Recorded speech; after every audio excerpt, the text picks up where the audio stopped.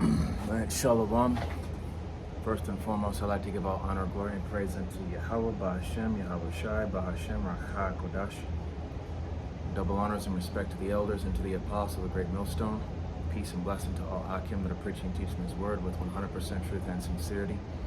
And unto the men, women, and children that are listening and learning, and unto the Bayath and Davidah, the elect house of David that are scattered abroad, I give you my utmost and sincere salutations. Excuse me, I'm here on the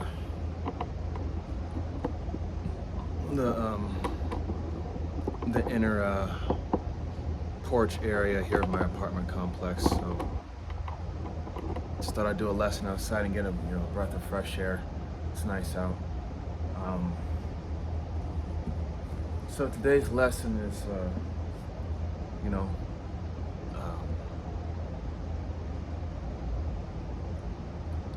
it's a bit of a testimony of mine, but at the same time, it's edification for the body and for the sincere believers and listeners. But it's about honoring your parents. Okay. Even though if your parents are not in the truth, they don't, they weren't able to, Yahweh Shemel Shai didn't open up their minds to get this, but they're still your parents, and it's still a commandment to honor thy father and mother. All right. So I'm gonna go ahead and get into it. This is going to be the book of Ephesians, chapter 6.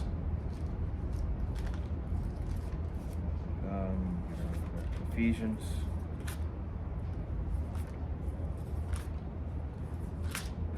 chapter 6, verse 1. And it says, "Children, obey your parents in the Lord, for this is right." Verse 2. "Honor thy father and mother, which is the first commandment with promise." Verse 3, "That it may be well with thee, and thou mayest live long on the earth." Okay, so even though your parents may not agree with you, when it comes to Yahweh Ba'Shem Shai and the true doctrine of the gospel, you still have to honor them because, personally, both my parents are Israelites. My dad, of course, is from the tribe of Benjamin, which is where I'm from. My mom is from the tribe of Reuben, so-called Seminole Indian, but it's mainly about your dad. But even though your parents may not be in this like you are, you still have to honor them because that's the first commandment. Honor thy father and mother. Respect your parents, love them. Even though, judgment, all you can do is hope and pray that the Lord have mercy on them. But if not, it is what it is. You love them, but according to the Lord, if they gotta go, they gotta go, right? Verse 4. "And ye fathers, provoke not your children to wrath, but bring them up in the nurture and the admonition of the Lord." Okay, so if you're a father and you have kids, don't provoke them to wrath. Don't discourage them, don't vex them. Don't bully them, don't disrespect them, because even though the children are supposed to respect their parents, but also it works both ways. You have to respect your children too. You're supposed to bring them up in the nurture and admonition, the discipline and the instruction of the Lord, so that way they don't become grievous unto you, bring shame upon your name.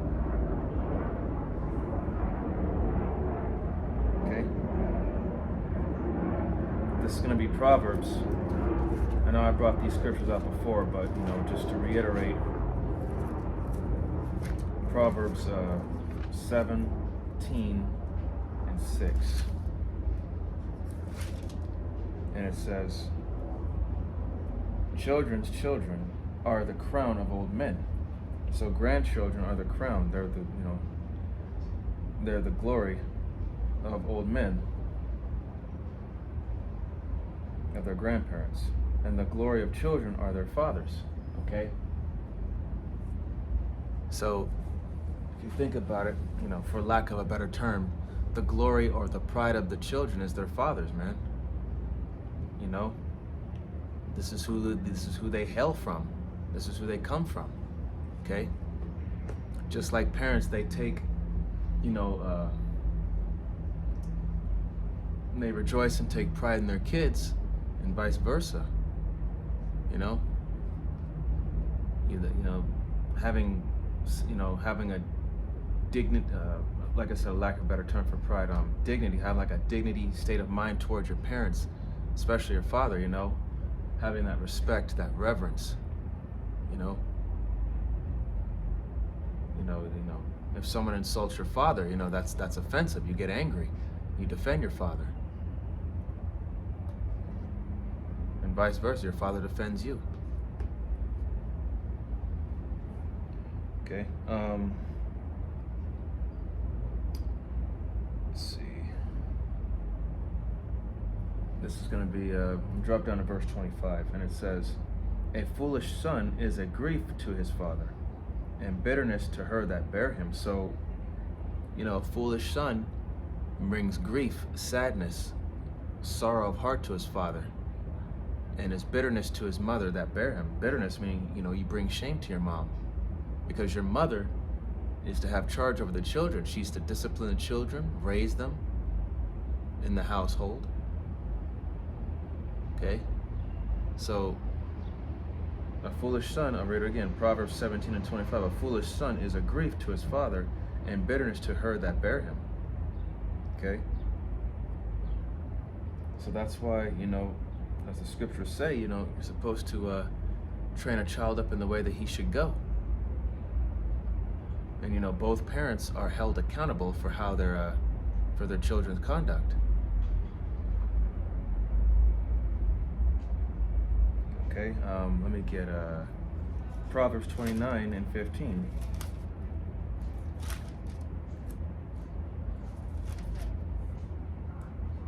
Proverbs 29:15, "The rod and reproof give wisdom, but a child left to himself bringeth his mother to shame."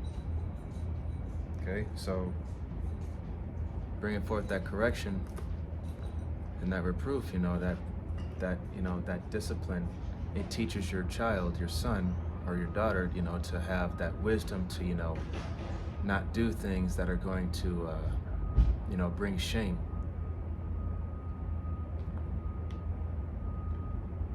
Now I'm going to 17.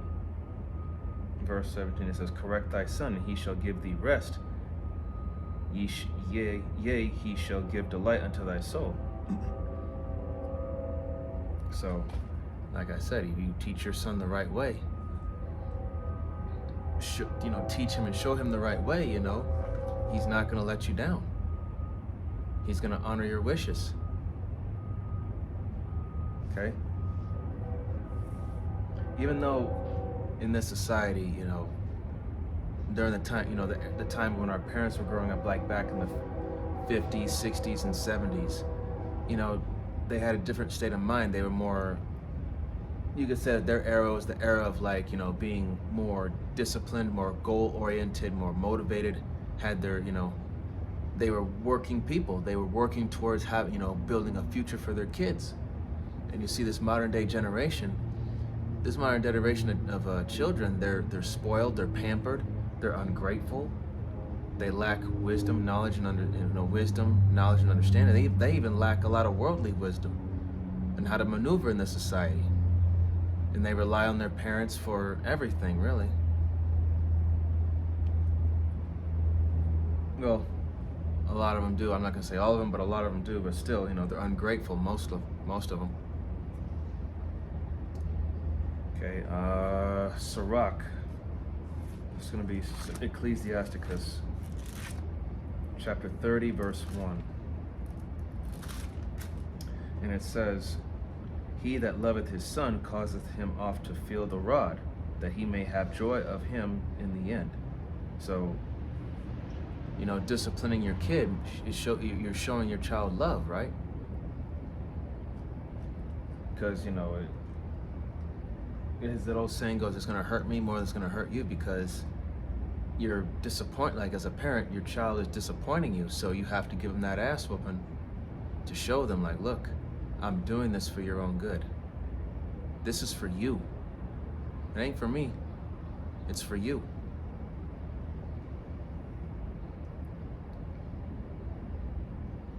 And verse 2, it says, "He that chastiseth like, you know, after the punishment's over, and if your kid has learned their lesson, you know, hey, now you see that he's doing better, you know, it actually puts you at ease, puts a smile on your face.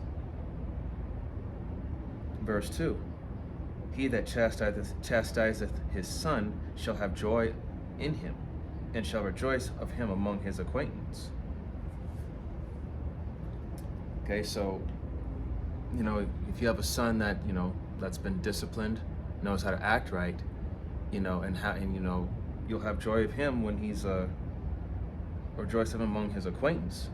So you'll have joy of him amongst his acquaintance, like, you know, amongst a company. You see that your child is, you know, he's been raised to have, you know, good conduct, good manners. You know, he's mindful of himself and of others, you know, personal space and all that. You know, when you have other people that, you know, give your, you know, when they see that your child is well-mannered, well-spoken, and all that, you know, that's a good look for you too, because it shows that, okay, you're a good parent. Verse 3, he that teacheth his son grieveth the enemy, and before his friends he shall rejoice of him. So you teacheth your son, you grieveth the enemy, because the enemy doesn't want to see you or your kids succeed. They want to see you fail. Okay? Because if your son fails at something, hey, that's joy to him. Because that, you know, he doesn't like you, he doesn't like your kids, you know, has no respect for you, respect for your kids, you know, you know, that's why, you know, well, nowadays a lot of people, you know, when it comes to their kids, you know, it's like competition, or just to see, you know, are my kids better than yours, or vice versa, or whatever the case, you know. It shouldn't be like that, but it's like that. It's stupid, but that's the world that we live in. In verse 4 it says, though his father die, yet he is as though he were not dead, for he hath left one behind him that is like himself. So after everything that your parents have taught you, you know, you take that with you, you carry it on. You carry on that legacy as if they were still alive right there with you, but they're not there. You take what you've learned from them and you apply it to your life, and you pass it on to the next generation after you. Verse 5, while he lived, he saw and rejoiced in him, and when he died, he was not sorrowful. So your parents will have no regret, because they did what they, you know, they did their part in raising you to be a better person, a better man, or a better woman, a better son, better daughter. Excuse me. So, you know, your parents, you know, even though, like I said, they're not in the truth, and of course they were raised in a society where, you know, they have their own, their own mentality, how the way they view things. You know, they raised you to the best of their ability. Yes, they made mistakes, you know, and, you know, they weren't raising you according to this like they should have, but, you know, they were raised up into a society and indoctrinated with, you know, lies, deceit. They weren't taught the principles that come out of the word of the Lord.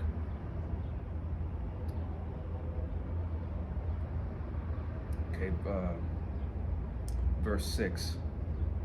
He left behind him an avenger against his enemies, and one that shall requite kindness to his friends. So an avenger to his enemies and requite kindness to his friends.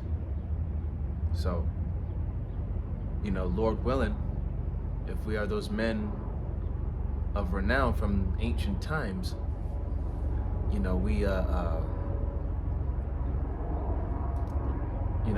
will be the avenger of those that enslaved our people before us, our parents, our grandparents, great-grandparents. We will avenge them. I mean, you know, in the kingdom, all of Israel is going to get their their their peace of mind, get their turn. You know. So we're to carry on after our parents. Take what they've taught us and apply it. Even though they're not with the truth, but they did give us some good advice. That some of it goes back to the scriptures, man. Okay. This is going to be Sirach again. It's going to be chapter 41, verse 14. And it says, "My children, keep discipline in peace. For wisdom that is hid and a treasure that is not seen, what profit is in them both?" So, what good is it to hide that wisdom? That's like, to keep that wisdom hidden like a treasure, when instead of applying it and putting it to use. You have the skills, you have the knowledge, wisdom, understanding, but if you're not putting it to use, it's no good. So use what you've been taught. Apply it, use it, make it work for you, make it work best for you. Okay? Sure, some of us didn't grow up with a father, some of us didn't grow up with a mom, some of us may have grown up without parents. And if we had both parents in our life, okay, that's a blessing, but like I said, our parents weren't, they were raised in the doctrine of another nation. And those, in this society, they weren't raised up by this and the truth. So, take what you can get and make it work. That's why I'm gonna close out here with the book of Hebrews.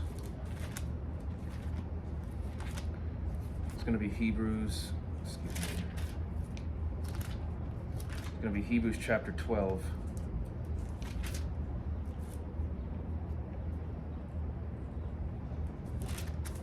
Hebrews 12 and 9, and it says,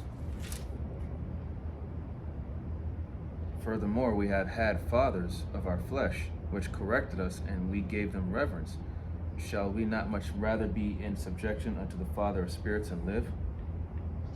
So just like how our fathers, how we gave them respect, received correction, how much more so Yahweh, who's the Father of all spirits. How much more reverence and correction, how much more reverence should we give to him? How much more correction should we receive from him? Verse 10, "For they verily for a few days chastened us after their own pleasure." So, our parents, they chastened us just for their own pleasure, man. They corrected us for their, for what they thought was right, for how they raised us. If they did it this way, they think, okay, if I can get my kid to do it this way, or chastise him because he did this and teach him that, and he goes this way, then okay, I got it. They did it for their own righteousness' sake, you could say. Okay. But it says here, "But he for our profit." And who's he? Yahweh B'Shem Yahushai, for our profit, for our benefit. Okay. See, our parents, they chastised us for their own pleasure. They didn't really think about the long term. They didn't think about our profit, our benefit from what they were chastising us for. It says, "But he for our profit, that we might be partakers of his holiness." Okay? So, partakers of his holiness. So, we're getting the correction that's not only pleasing to the Lord, but it's also what's best for us, and it's going to be pleasing unto us because we're pleasing the Lord. So at the end of the day, it works best for both worlds, for Yahweh and for us. Not just, like for our parents, how it was good for them. So that, good for their reputation or good for their image. Verse 12, or verse 11. Verse 11, "Now no chastening for the present seemeth to be joyous, but grievous. Nevertheless, afterward it yieldeth the peaceable fruit of righteousness unto them which are exercised thereby." And that's what we're doing on a daily basis, man. The constant chastisement, the correction. Afterward, it brings about, It's part of becoming that new man, being better, and having, you know, the law, statutes, and commandments, you know, written into our inward parts gradually. So, you know, even though your folks may not be in this truth like you are, but still, you know, honor them, because Yahweh Hashem Yahshai gave you them. He gave them unto you, and he gave you unto them. So, you know, through the will and power of Yahweh Hashem Yahshai, you know, your parents, to the best of their ability, they did what they could. And now that we have this from the true Father that sits on the throne, you know, how much more do we have left to learn? How much more do we have to go for an eternity, man? So I hope that this lesson was edifying. You know, like I said, you know, honor your parents. You know, even though they may not receive mercy on this side, but you know, just give them that reverence, because that's the first commandment. Honor thy father and mother. All right, with that, I'd like to give all honor, glory, and praise unto Yahweh, Bahashem, Yahweh Shai, Bahashem, Rachak, Kodash. Double honors and respect to the elders and to the apostles, the great millstone. Peace and blessing to all Akim that are preaching and teaching his word with 100% truth and sincerity. And unto the men, women, and children that are listening and learning, and unto the Ba'ath and Tobadah, the elect house of David that are scattered abroad, I give you my utmost and sincere citations. See you in the next lesson, Lord willing. Kwam Yasharala, Wa Bababal, Shalom, Barakatam.